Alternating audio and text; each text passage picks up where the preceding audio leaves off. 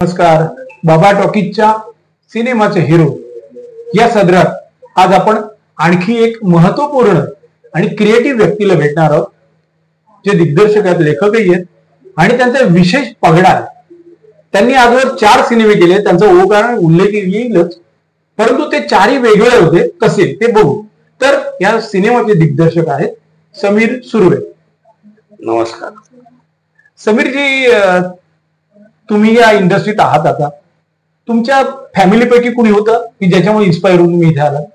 नाही म्हणजे इथे कसे आलात? मुळात आमच्या फॅमिली मधलं कोणी या फील्ड मध्ये नव्हतं. बरं. म्हणजे मी आलो ते अपघातानेच आलो. म्हणजे मी कीर्ती कॉलेजचा स्टुडंट आहे. ओके. आणि सहज एक माझा मित्र होता, तो बोलला की चल नाटकात काम करायला जाऊ. अरे वा. म्हणून तो घेऊन गेला मला. आणि त्यावेळेला अजित भगत म्हणून दिग्दर्शक होते कीर्ती कॉलेजला. INT इंडियन नॅशनल थिएटर ऑर्गनाइज स्पर्धा होती ती. तर त्यावेळेला मी पार्टिसिपेट झालो होतो. 1992 ची गोष्ट आहे. आणि त्यावेळेला मी पार्टिसिपेट झालो होतो. फॉर्च्युनेटली आमचं सिलेक्शन झालं. आणि त्यावेळेला मी जो नाटकाकडे आलो तो मग नाटकाचाच झालो. ज्याने मला आणलं होतं तो निघून गेला आणि मी इथे स्थिरावलो. आणि मग तिथून माझा प्रवास सुरू झाला, तो स्टील कंटिन्यू आहे. म्हणजे अजित भगत तुमचे पहिले गुरु? हा, म्हणजे गुरु. आज दुर्दैवाने ते नाहीत आपल्या. पण त्यांनी जी काही नाटकाला ऑफबीटच केली, नो डाऊट. पण त्यांच्यातला तो असा ऑफबीट गुण तुमच्यात आल्याचा मला तर फील होतो. म्हणजे तुम्ही जेव्हा आता अभिनय करता असं कुठच्या सिनेमात अभिनय केला, एखाद्या कुठच्या सिनेमात वगैरे? नाही, असिस्टंट म्हणून असताना डिरेक्टरने आम्हाला उभं केलेलं आहे. कोणता सिनेमा? नावाचा सिनेमा होता. बरं. प्रशांत गिरकर डिरेक्टर होते आणि अंकुश चौधरी लीड करत होता. बरं. त्यावेळेला मी चीफ असिस्टंट होतो. त्यावेळेला एक छोटस कॅरेक्टर केलं होतं. पण सुरुवात ऍक्टिंगनेच केली होती. पण नंतर जाणवलं की आपण चांगले ऍक्टर नाही, आणि आपण चांगलं डिरेक्टर आहोत. जेव्हा जाणीव झाली तेव्हापासून मग स्टॉप. तोच माझा प्रश्न आहे तुम्हाला, की तुम्हाला दिग्दर्शन नेमकं कधी आणि कसं करावं असं वाटलं त्या पिरियडला? एक क्लिक असं कॉलेजमध्ये असताना मी जेव्हा अजित सरांच्या मार्गदर्शनाखाली आमचं सगळं काम चालू होतं, त्यावेळेला ते काही फिक्स नव्हतं की काय आयुष्यात काय करायचं आहे. म्हणजे 10वी झाल्यानंतर तर हे होतं की बाबा माझी हाईट फार कमी होती, छोटा होतो. तर असं होतं की आपण म्हणजे वडील बोलले होते की मला डिग्री घेऊन दे ना, मग तुला काय करायचं ते कर. म्हणून मी कीर्ती कॉलेजला ऍडमिशन घेतलं होतं. आणि त्यावेळेला असं होतं की आता डिग्री मिळवायची, बस एवढंच इंटेन्शन होतं. मग नंतर जमलं तर मग, कारण मी टेक्निकल केलं होतं, शारदाश्रमचा विद्यार्थी आहे. तर टेक्निकल केलं होतं म्हणून असं वाटलं की वायरमन वगैरे व्हायचं. ते स्वाभाविक काहीतरी. आणि मग पुढे ITI वगैरे असं काहीतरी करायचं. पण असं काही फिक्स नव्हतं. जर अगदीच चांगलं शिकलो तर मग आपण वकील होऊ किंवा शिक्षक होऊ असं होतं. पण या फील्ड मध्ये काही संबंध नव्हता. पण जेव्हा नाटकामध्ये आलो आणि सुदैवाने माझ्या की मला जे अजित भगत सारखे जे गुरु मिळाले, त्यांनी किंवा त्यांचं जे नाटक होतं ते बघून आम्ही एवढे इन्स्पायर झालो की पूर्ण जे नाटक किंवा सिनेमा या गोष्टींना घेऊन ज्या काही जाणीवा होत्या त्या प्रगल्भ होऊ लागल्या. आणि चॉईस बदलायला लागला. म्हणजे आधी जे ऍक्शन पॅड, मारधाडीचे वगैरे सिनेमे किंवा मनोरंजन एंटरटेनमेंट सारखी ज्या गोष्टी होत्या त्या सगळ्या बाजूला जाऊन प्रायोगिक थिएटर ना, मग श्याम बेनेगल, गोविंद निहलानी यांचा सिनेमा वगैरे, असा तो चॉईस बदलत गेला. आणि एक जाणवायला लागलं की नाही, हे फील्ड असं आहे की जिकडे मला जे काही वाटतं ते मी एक्सप्रेस करू शकतो, व्यक्त होऊ शकतो. जे काही चुकीचं असेल, बरोबर असेल, मी व्यक्त करू शकतो. आणि मग ते तिकडे चॉईस होता की तर मी ऍक्टर म्हणून व्यक्त होणं किंवा लेखक म्हणून व्यक्त होणं. म्हणजे मी चांगले लाईट्स पण करायचो ना. म्हणजे चिंत्रम खानोलकरांची एकांकिका होती उठवा, त्याचे मी लाईट्स केले होते. आणि फॉर्च्युनेटली त्यावेळेला मला बेस्ट लाईट्सचं प्राइज मिळालं. तर मग असं झालं होतं की आपण लाईट्स म्हणून बनूया, असं पण झालं ना. मग नंतर काही एकांकिकांचे मी लाईट्स पण केल्या होत्या. पण नंतर एक दिवशी म्हणजे मी इथे सांगायला मला काही वाटत नाही, मी सांगतोच एरवी. कुंडलिक धुमाळ म्हणून डिरेक्टर आहे ना, तो मला ज्युनियर कीर्ती कॉलेजला, तर तो पण ऍक्टर म्हणून आलेला होता नाटकामध्ये. तर त्याला करता येत नव्हतं एखादी गोष्ट. अजित सर डिरेक्टर होते, त्याला मी जस्ट म्हटलं की चला आपण बाहेर जाऊन करूया ना, आणि तो मला आवडायचा. तर त्याला बाहेर जाऊन नेला आणि मला जे वाटलं ते त्याला सांगितलं आणि त्याने ते केलं.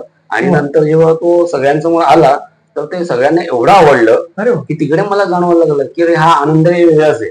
म्हणजे एक क्रिएट केलं आपण आणि त्याच्यातून जे काही निर्माण झालं त्यातला जो आनंद आहे हा वेगळा आहे. मग तेव्हा जाणवायला लागलं की अरे आपण डिरेक्टर व्हायला पाहिजे, कारण याच्यातला जो आनंद आहे तो ऍक्टिंग पेक्षा वेगळा आहे. आणि मग तेव्हापासून ठरवलं की आपण डिरेक्टर व्हायचं. आता विषय असा आहे की तुम्ही श्री पार्टनर अत्यंत अप्रतिम सिनेमा, मी जेव्हा पाहिलं तेव्हा तुम्हाला फोन करून बोललो पण, आणि मराठीमध्ये असा प्रयोग नाही झाला. थोडस बोल्ड वाटणारा पण अत्यंत उत्कृष्ट सिनेमा, आणि तो स्क्रीनला एवढा प्रेझेंटेबल होता की बापरे बाप. म्हणजे मला असं कुठच्या तरी बाहेरच्या म्हणजे साऊथच्या किंवा इतर आणि कुठे हॉलिवूड वाल्यांच्या स्टाईलचा सिनेमा वाटला फ्रेंड. तर तो सिनेमा तुम्हाला कसा काय करावा असं वाटलं? म्हणजे ती गोष्ट म्हणजे वपू काळेंची पार्टनर आहे कादंबरी, त्याच्यावर ते कसं काय लक्ष वळलं? तो पहिला सिनेमा तुम्हाला कसा काय मिळाला? मुळात मी 2009 श्री पार्टनरची सुरुवात केली. त्याच्या 4 वर्ष आधी मी वपूंची पार्टनर कादंबरी वाचली. आणि म्हणजे वपूंचं वाचलेलं ते पहिलंच लिखाण होतं. आणि ज्या वेळेला मी ती कादंबरी वाचली त्याच वेळेला मी असं भारावून गेलो आणि वाचल्यावर जाणवलं की हा सिनेमा आहे. म्हणजे वपू काळेंनी हा सिनेमाच लिहिलेला आहे. अगदी. मग ते असं होतं की अरे जर आपण कधी सिनेमा केला तर याच्यावर आपण सिनेमा करायला पाहिजे असं डोक्यात होतं. पण हे मला माहित नव्हतं की हाच माझा पहिला सिनेमा असेल.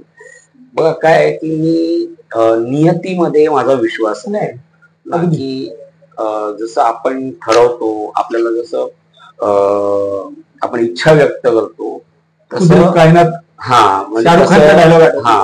तर तसं घडतं जर आपण त्यामागे लागलो तर. पॉझिटिव्ह तर ते तसंच घडलं माझ्यासोबत की जसं तुम्ही आता विचारलं की ते कसं केलं, तर तो प्रवास फार इंटरेस्टिंग आहे. म्हणजे फार वेळ जाईल इथे मी बोलायला लागलो तर. एवढंच होतं की आपल्या आयुष्याचा स्क्रीन प्ले हा लिहिलेला आहे ऑलरेडी. बरोबर ना, तो ऑलरेडी लिहिलेला आहे. फक्त आपल्यावर आहे की आपल्याला नाही आपल्याला तसं ऍक्ट करायचंय की नाही. बरोबर. जर आपण नाही केलं तर मग तो आपल्याप्रमाणे घडत जाणार, आणि जर केलं तर जे नियतीने लिहिलेलं तसं ते घडत जाणार. तर तसंच वाटतं मला की मी जेव्हा माझं 32 वय होतं त्यावेळेला मी ठरवलं की आता म्हणजे मी त्याच्या आधी 2 सिनेमांना मी असिस्टंट म्हणून काम केलं होतं. आणि पहिला सिनेमा माझा साकार, प्रशांत गिरकर डिरेक्टर, त्यांचा पहिला सिनेमा, तो पण माझा पहिला cinema as a assistant director म्हणजे शिकायला मी आलो. आणि त्यानंतर दुसरा सिनेमा मी केला तो प्रशांतचाच केला, ईश्य त्याला चीफ एडी. आणि त्यानंतर मी सतीश पुळेकर सरांचा एक सिनेमा चीफ एडी म्हणून केला.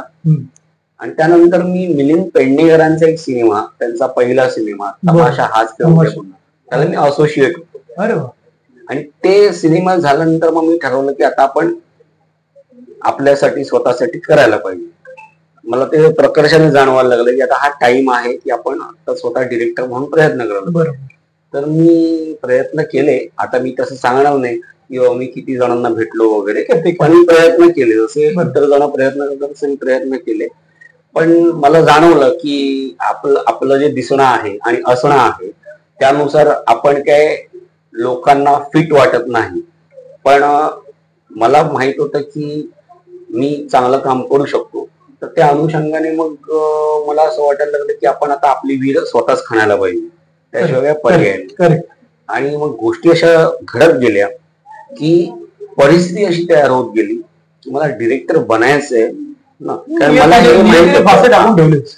हे माहित होतं की बघा assistant director, chief assistant director किंवा असोसिएट डिरेक्टर तुम्ही किती उत्तम असाल याचा अर्थ तुम्ही चांगले डिरेक्टर असाल असं नाही. करेक्ट ना. इंडस्ट्रीमध्ये असे हजारो लोक आहेत, क्रेडिट असं पण असोसिएट म्हणून काम करतात, पण त्याचा एकही सिनेमा झालेला नाही. करेक्ट. तर ते मला माहित होतं की इंडिपेंडेंट सिनेमासाठी प्रयत्न करणं हा वेगळा प्रवास आहे आणि जो 0 पासूनचा प्रवास आहे, तर त्याच्यासाठी मला वेळ द्यावा लागणार हे मला माहित. आणि मी ते ठरवलेलं की वयाच्या 32व्या वर्षी की आपल्याला रिस्क जी घ्यायची आहे ती आत्ताच घ्यावी लागते. म्हणजे एक असतं की मी मिडल क्लास फॅमिली मधून प्रवास सुरू केलेला आहे, त्यामुळे मला माहित होतं की माझे वडील काही यश चोपडा नाही किंवा भाऊ काही सनी देओल नाही की जो माझ्यासाठी करेल. तर त्यामुळे मी तो जेव्हा विचार करून सुरू केलं, लोकांना भेटलो, पण कोणाला असं वाटत नव्हतं की बाबा हा डिरेक्टर होईल म्हणून. मग शेवटी असा विचार यायला लागला की परिस्थिती अशी तयार व्हायला लागली की नाही, मला करायलाच पाहिजे.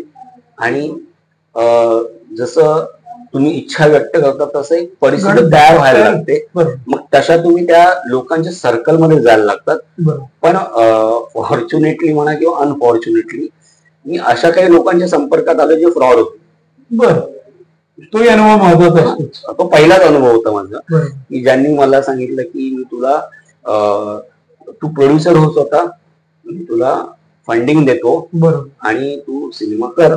मी म्हटलं मला प्रोड्युसर व्हायचंच नाही, मला डिरेक्टर व्हायचं. तुम्ही प्रोड्यूस करा, तुमच्याकडे फंड आहे, तुम्ही प्रोड्यूस करा, मी करतो. पण ती व्यक्ती मला भेटत होती आणि ती माझ्या भावाच्याच ओळखीची होती. आणि मीनव्हाईल मी बाकीच्या लोकांकडे फिरत होतो. आणि मग शेवटी एक दिवस तुम्ही त्याला फ्रस्ट्रेशन म्हणू शकता किंवा काय, मी ठरवलं की काही होऊ दे ना, आता जर डोक्याला कफन बांधून उतरलो आहोत तर आता कशाला मग चिंता करायची. मग असं ठरवलं की बाबा आपण तो जो आहे माणूस त्याला भेटलो, बोललो मी तयार आहे फंड घ्यायला. वर्षभर त्या माणसाच्या संपर्कात होतो. शेवटी त्याने 14,000 माझ्याकडून घेतले आणि तो गुल झाला, गायब.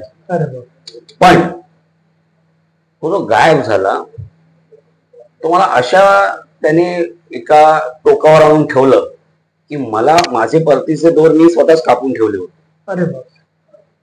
की मी स्वतः कंपनी फॉर्म केली होती, करंट अकाउंट काढलं होतं, माझ्याकडे साधा मोबाईल होता 500 रुपयावाला, तो बदलून पोस्ट पेड घेतला होता. हे सगळं झालं होतं. मग मी म्हटलं अरे बाबा हे एवढं केलं, मग आता मी मागे का जावं. करेक्ट. तर मग नाही, मग पुढचा प्रवास सुरू झाला. नाही आता पुढे जाऊया. काय झालं की माहित नाही काय की आयुष्याच्या टप्प्यावर कोणीतरी एक भेटत गेला आणि जो मला पुढपर्यंत नेत गेला. कारण मला तसं पुढे जायचं होतं ना. मग तो फसवणारा होता किंवा जो मदत करणारा होता. आणि मग तसं ते होत गेलं. म्हणजे श्री पार्टनर हा जो सिनेमा आहे तो त्याचा म्हणजे मी स्वतःला डिरेक्टर बनवायला स्वतः प्रोड्युसर झालो. तुमचे जे सिनेमा म्हणजे आता श्री पार्टनर असेल, जजमेंट आहे, मंगेश देसाई वगैरे, इतकं अप्रतिम वेगळंच विषय.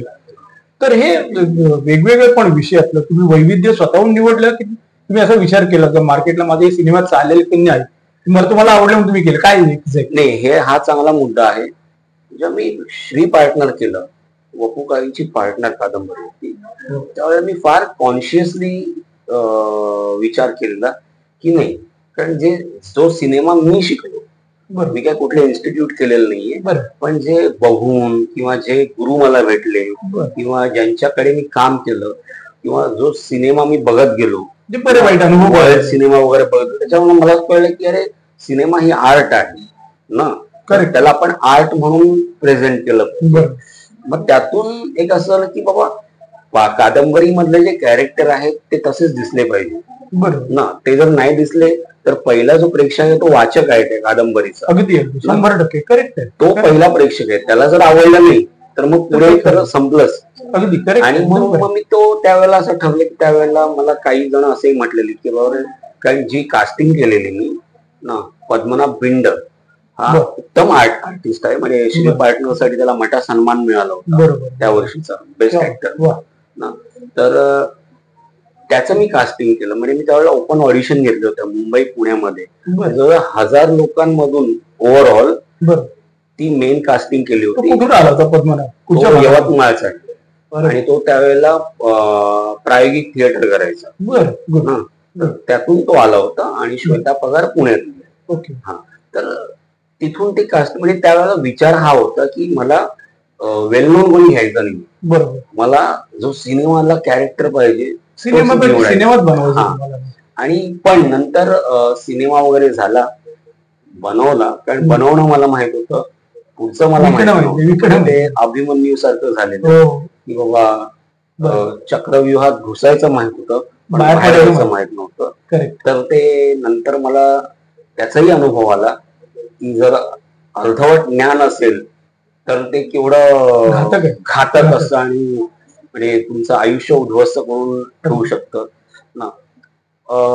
त्यावेळेला मला कळलं की अरे आपण सिनेमा करताना म्हणजे आर्ट आहे, कला आहे वगैरे सगळं ठीक आहे ना, पण ते आपण बनवतो कोणासाठी आहोत तर प्रेक्षकांसाठी आहोत. तर त्यावेळेला प्रेक्षक पण तिकडे आला पाहिजे. म्हणजे सर मी तुम्हाला सांगू का, मी प्रोड्युसर झालो त्या सिनेमाने, मी डिरेक्टर झालो, पण मला एक गोष्ट कळली, आयुष्यातली सगळ्यात वाईट गोष्ट मी अनुभवली त्या दरम्यान. काय तर प्लाझा सारख्या एवढ्या मोठ्या थिएटरमध्ये ना दिवाळीच्या वेळेला मी, माझी बायको आणि माझी मुलगी असे आम्ही तिघच जण तो सिनेमा बघत होतो, प्रेक्षक, आणि पूर्ण थिएटर खाली होतं. तर त्याच्यासारखा वाईट एक्सपिरियन्स नव्हता. नाही, पण मला वाटतं तो वाईट असं नाही म्हणता येणार. कसं होतंय की आता जसं आता आपण म्हणतो दुर्गंध झटकन पसरतो, सुगंध पसरायला वेळ लागतो. तर तो तुमचा इतका चांगला सुंदर सिनेमा मी स्वतः पाहिला मला, पण तो त्यावेळेला मार्केटिंग ते तंत्र पण अवगत नव्हतं, नाही डेव्हलप झालं होतं. आता कसं आहे, आता तुमचा हा सिनेमा तुम्ही परत नव्याने बनवायला लावला तुम्ही अजून सुपर डुपर कराल. नाही बघा कसं आहे, तुमचं बोलणं बरोबर आहे. काय असतं मुळामध्ये आपल्या इकडे मराठी सिनेमा म्हणजे सुरू केला दादासाहेब फाळकेंनी, म्हणजे मराठी माणसाने सुरू केला, पण आज आपण हालत बघायला गेलो तर आपण फार मागे आहोत. आता मराठीच्या हातातच नाही राहिलं तसं, फार मागे आहोत. म्हणजे असं आहे की अज्ञानच भरपूर आहे. मग ते बनवणाऱ्यांमध्ये आहे, मग तो प्रोड्युसर असेल, दिग्दर्शक असेल, माहितीवर आपण म्हणजे अजूनही आपण सिस्टमाइज झालेलं नाही आहोत. अजूनही आपल्याला म्हणजे सिनेमा बनवायचं हे पण त्याच्यातलं तंत्र कोणाला माहित नसतं ना. आणि आता तर डिजिटल झाल्यामुळे ते तर एकदमच चीप झालेलं आहे सिनेमा बनवणं. कोणी कॅमेरा घेत गोष्ट शूट करायला लागतो. पण याच्यामध्ये काय होतं, याच्यामध्ये प्रॉब्लेम असा होतो की स्क्रॅप भरपूर बनायला लागलेला आहे. स्क्रॅप आणि मग त्याच्यामध्ये असं होतं की मग नुकसान भरपूर व्हायला लागलेलं आहे. म्हणजे शेवटी आज तुम्ही 25 लाखाचा सिनेमा बनवा किंवा 25 करोडचा सिनेमा बनवा, शेवटी ते भांडवल तर लागतच. आणि शेवटी त्याचं जर रिटर्न नाही आलं तर ते नुकसानच आहे. आज सगळ्यांना माहिती आहे की इंडस्ट्रीची अवस्था काय आहे. तर ते सगळं लक्षात घेता मला, आणि ते कसं ते अनुभवानेच येतं. म्हणजे तो पहिला अनुभव मी घेतला, मला कळलं की अरे बाबा, म्हणजे माझ्यातला प्रोड्युसर फ्लॉप झाला पण माझ्यातला डिरेक्टरला फायदा झाला, जागृत होता. हा, पण प्रोड्युसरला अज्ञानच होतं, म्हणजे मला काहीच माहित नव्हतं, त्यामुळे तो लॉस झाला मला ना. म्हणजे तेव्हा समजलं की नाही, त्यातून शिकलो. हा, म्हणजे ते मी थांबवलं नाही, म्हणजे थांबवलं असतं तर आज इथपर्यंत पोहोचलो असतो. करेक्ट. म्हणजे तुम्हाला त्याचा फायदा कसं असते, कधी कधी वाईटातून चांगलं घडतं हे, की तुम्हाला काही फ्रॉड माणसं खूप चांगलं काही शिकवून जातात की बाबा मी असा आहे, तू असं वागू नको, किंवा तू तुझ्या हे केलं इथपर्यंत. जसं तुम्ही आता म्हटलं का टोकावर आणून सोडलं, तर उलट एरवी तो फ्रॉड नसतात, तुम्ही तिथपर्यंत पण पोहोचला टोकावर. टोकावर पोहोचल्यानंतर तुम्हाला तुमच्या प्रगल्भता वाटते. जसं एपीजे अब्दुल कलाम जे म्हणायचे राष्ट्रपती, ते काय म्हणतात की तुमची बुद्धिमत्ता तुम्ही वापरताना ती फक्त एक 10% वापरते, 100%, 90% तुमची रिझर्व्ह असते सगळ्याच बाबतीत. मी आता तुम्ही एवढे ब्रिलियंट आहेत, पण मला वाटतं ती सुद्धा अजून 25% असेल, अजून 75% तुमच्यामध्ये स्टॉक रेडी आहे. तर तुम्हाला असं काय वाटतं की म्हणजे हे जे आता तुम्ही आता त्याच्यानंतर एक महत्वाचा मुद्दा वळतो, तुम्ही एक भोजपुरी सिनेमा पण केलात, नाव काय होतं तिचं, ते नचनिया. तर त्या भोजपुरी सिनेमात म्हणजे मराठीतून भोजपुरीत जाताना दोन इंडस्ट्रीतला काय फरक वाटला तुम्हाला? बघा काय मुळामध्ये, जसं मी म्हटलं की तो सिनेमाही ऍक्सिडेंटली आला माझ्याकडे. म्हणजे त्यावेळेला माझ्याकडे काही काम नव्हतं, आणि काम नव्हतं त्यावेळेला त्याची जी ईपी होती ती माझी स्टुडंट होती. बर. तर ती माझ्याकडे बजेट बनवून घ्यायला आली होती माझ्या ऑफिसला, आणि मी बजेट बनवून दिलं. नंतर मी बोललो की अरे म्हटलं हे एवढ्या बजेटमध्ये हा सिनेमा नाही होणार ना, गोष्ट तर फार चांगली आहे ना, पण हे एवढ्या बजेटमध्ये नाही होणार. बरं. ती बोलली की तू बनवून दे ना मला. म्हटलं ठीक आहे घे. आणि ती गेली. नंतर 2 आठवड्यांनी मला फोन आला, तुला गोष्ट कशी वाटली? ती म्हटलं चांगली होती, तू करशील का? तर असं म्हटलं का नाही करणार. एक पॉज गेला, कारण तो शॉक होता. म्हटलं का नाही करणार, पण तुझं भोजपुरी. मी म्हटलं मला तू एक माणूस दे ज्याला भोजपुरी येतं, बरोबर ना, बाकी काय ह्युमन इमोशन्स तर सेम आहे ना, भाषेचं हे नाही. मला एक माणूस दे. ती बोलले रायटरच असेल तुझ्या बरोबर. म्हटलं करू.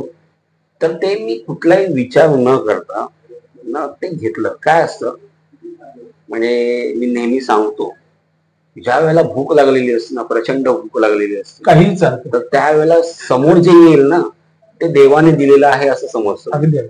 मग ते साधा वडापाव जरी असेल, बरोबर ना, आणि तो खाल्ला पाहिजे ना. तिकडे तुम्ही नाटकं करायची नाहीत किंवा हे चॉईस नसतो.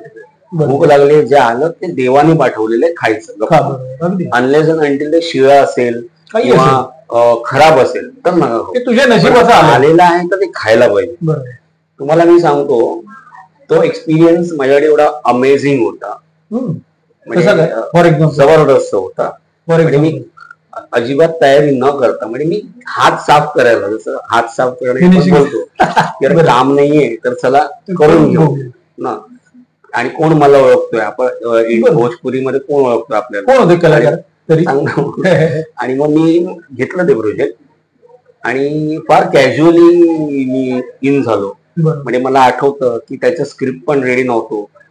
मी रेखी केली होती आम्ही युपी मध्ये वगैरे, आणि सगळे नवीन कलाकार होते.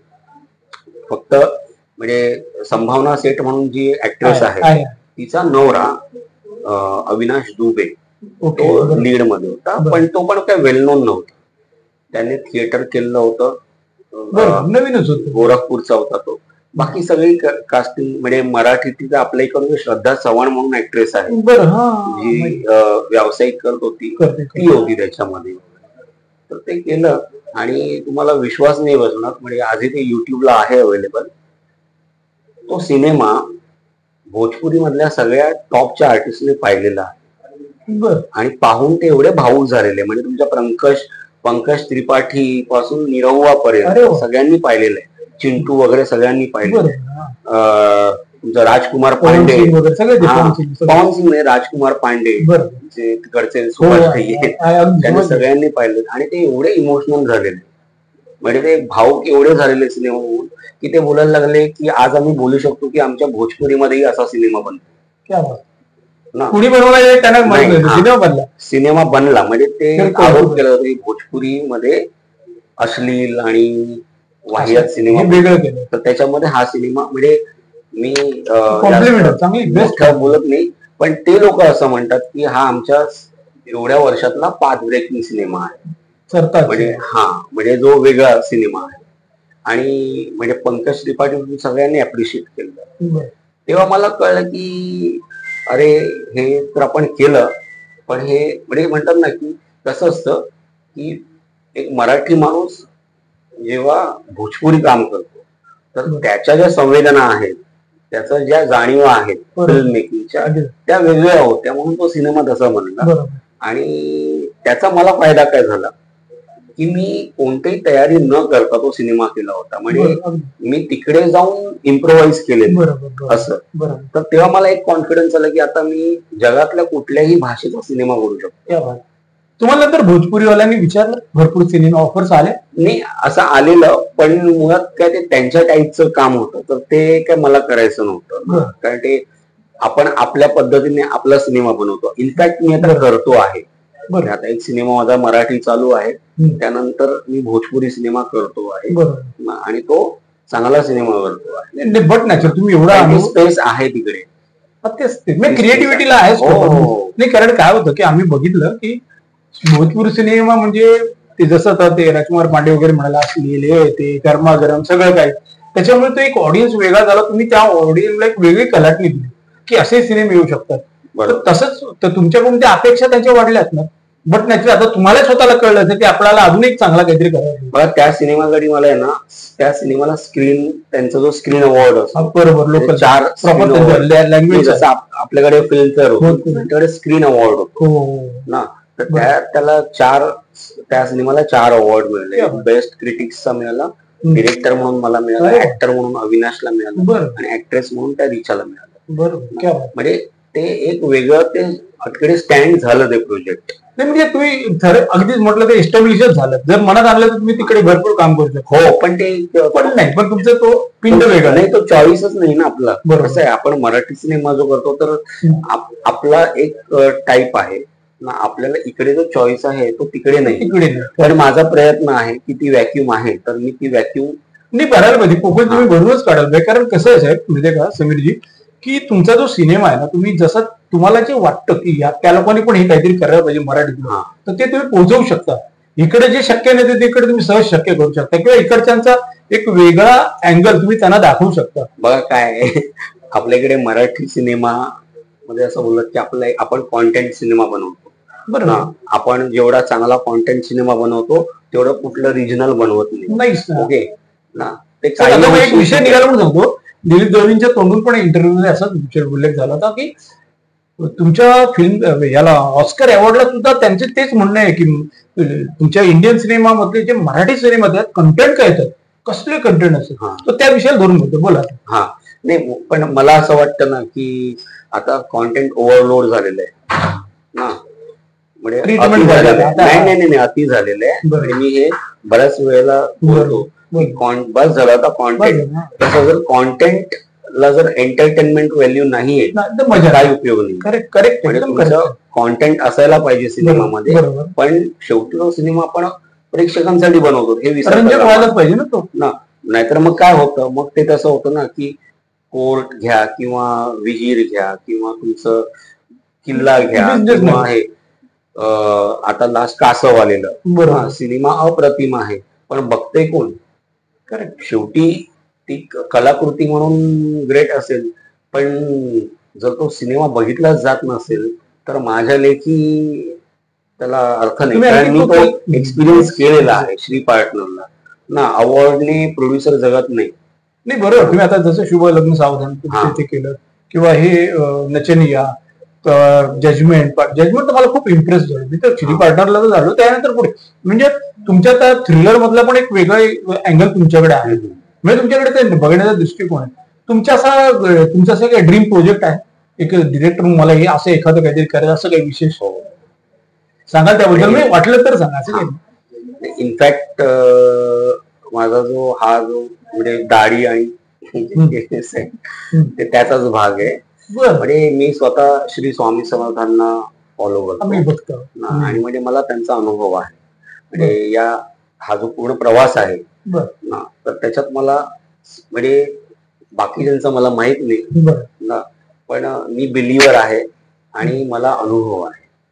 म्हणजे जेव्हा जेव्हा इथपर्यंत पाणी जायचं त्यावेळेला काहीतरी व्हायचं आणि मी बाहेर पडायचो.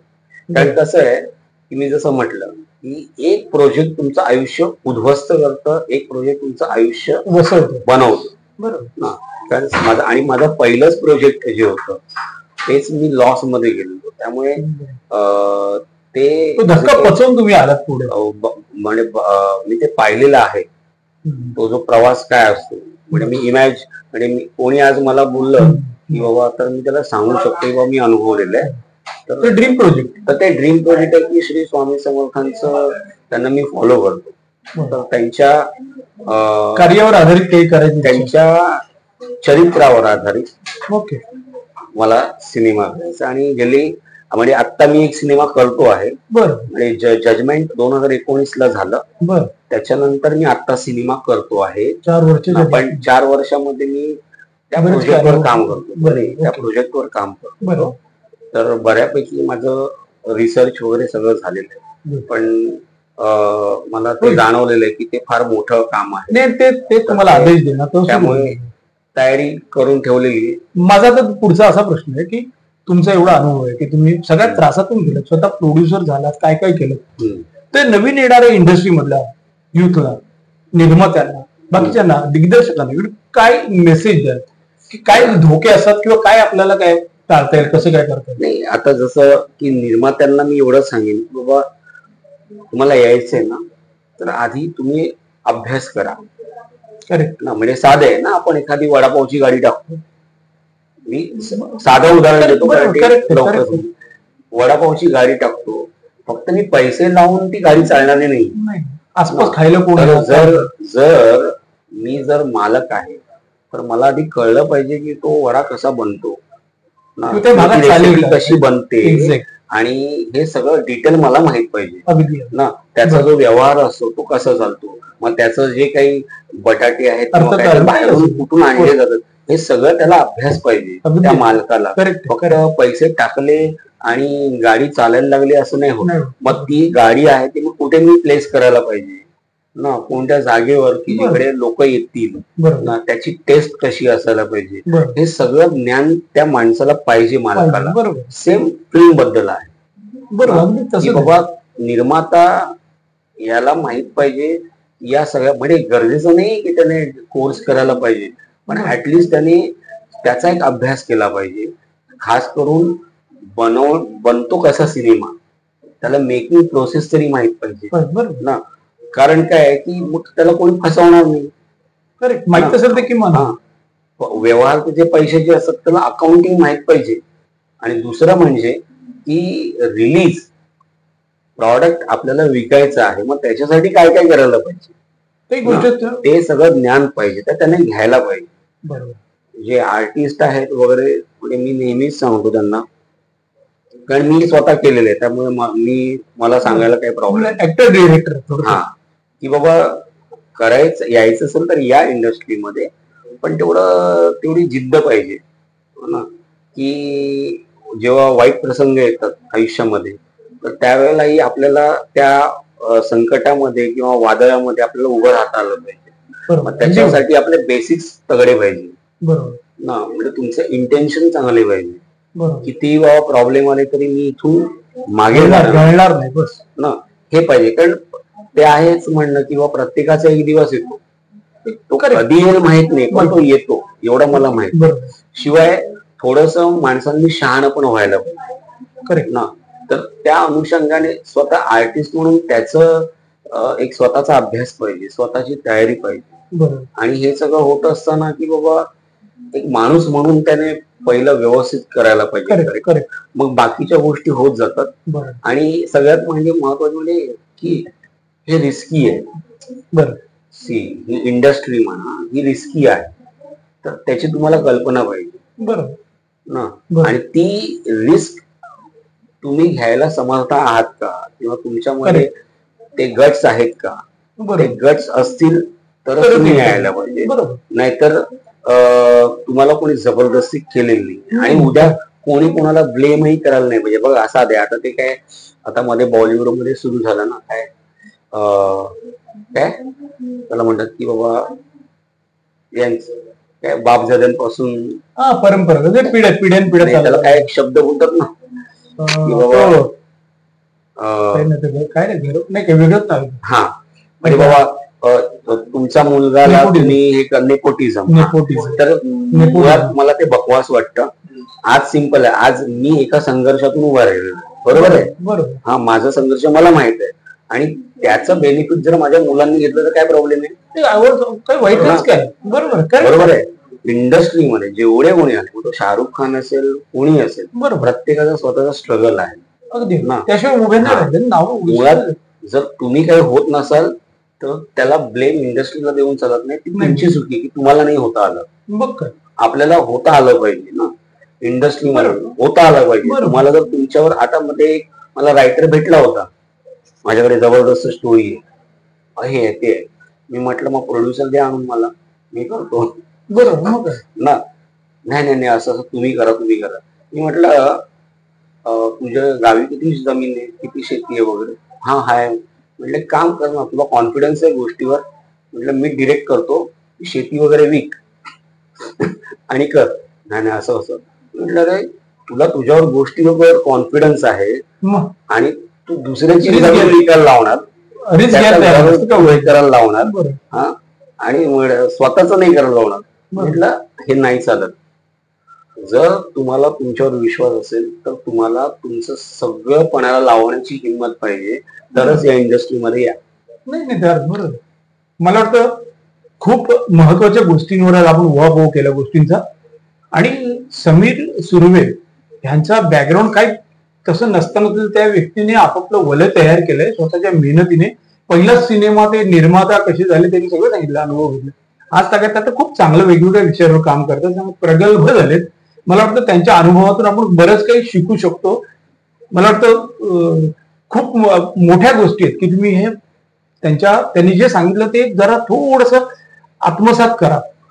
तुम्हाला इथे यश मिळण्याची डॅम शक्यता आहे. लक्षात घ्या, इंडस्ट्री जशी मुंबई कधी कुणाला उपाशी ठेवत नाही, तशी ही इंडस्ट्री तुम्हाला मारतेही नाही. पण तुम्ही तुमच्या चुकांमुळे फसला तर त्याला दोष त्या इंडस्ट्रीचा नाही. बऱ्याच गोष्टी त्यांनी सांगितल्या.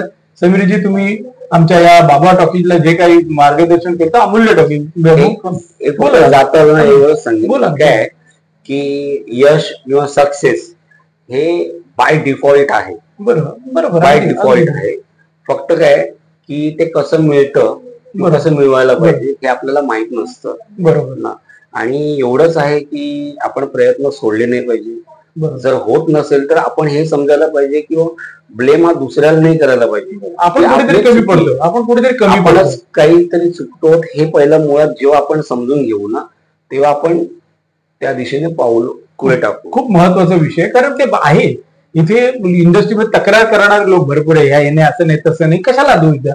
सगळ्यात पहिलं तुम्हाला सक्सेस मिळवायचं आहे. सक्सेस मिळेल तसं नाही पहिला प्रयत्न, पण ते मिळवण्याच्या दिशेने प्रवास करा. आणि कसं नाही, ही प्रोसेस आहे. बघा, मला एवढं समजलेलं आहे की शेवटी लक्षात काय राहतं, ट्रॉफी लक्षात नाही राहत. जेव्हा ट्रॉफी घेतो त्याच्यानंतर ती ट्रॉफी घरी पडून असते, धूळ खात असते. लक्षात राहतो तो प्रवास. म्हणजे प्रवासाला अप्रिशिएट केलं आपण तिथपर्यंत कसं पोहोचलो. आणि अजून एक आहे की आयुष्याची गंमतच ती आहे की मला यश मिळेल की नाही मला माहित नाही, पण मी एका मोठ्या ध्येयासाठी मी काम करतो आहे आणि त्याच्यासाठी मी निघालेलो आहे ना. हेच फिलिंग केवढं जबरदस्त आहे आणि त्याच्यातच मजा आहे. फायनली काय की असं पण होतं की तुमचा सिनेमा हिट होतो, तुम्ही करोडो कमवतात तरी तुम्ही समाधानी नसतात, सुखी नसतात. अवॉर्ड मिळतात तरी तुम्हाला सुख नसतं, समाधान नसतं. तर त्याला पण काही अर्थ नाही. बरोबर. शेवटी ती प्रोसेस ही फार महत्वाची आहे आणि शेवटी प्रोसेस हीच लक्षात राहते. तुम्ही त्या प्रवाहात उतरलात तर तुम्ही टिकता आलं पाहिजे. कारण खूपदा असं होतं की तुम्हाला यश मिळतं ते पचवता येत नाही आणि पचवल्यानंतर परत फ्लॉपकडे वळतात. तसं नको व्हायला. हे बरोबर बोललं की कंटिन्युअस एक प्रवास आहे, तो आपण करत गेलं पाहिजे, जपत गेलं पाहिजे. यश अपयश हा नंतरची गोष्ट आहे, यश अपयश ती नंतरची गोष्ट आहे. ते मला करेक्ट म्हणाले. समीर सुर्वेजी, खूप धन्यवाद. तुम्ही अत्यंत महत्वपूर्ण अशा गोष्टींवर चर्चा केली. बाबा टॉकीज तर्फे मी तुमचं मनापासून आभार मानतो. थँक्यू. आणि मला इथे बोलवल्याबद्दल, अनुभव मला शेअर करता आला त्याबद्दल मी या बाबा टॉकीज चॅनेलचा पण मी आभारी आहे आणि प्रकाश सरांचा पण मी आभारी आहे. Thank you sir. धन्यवाद.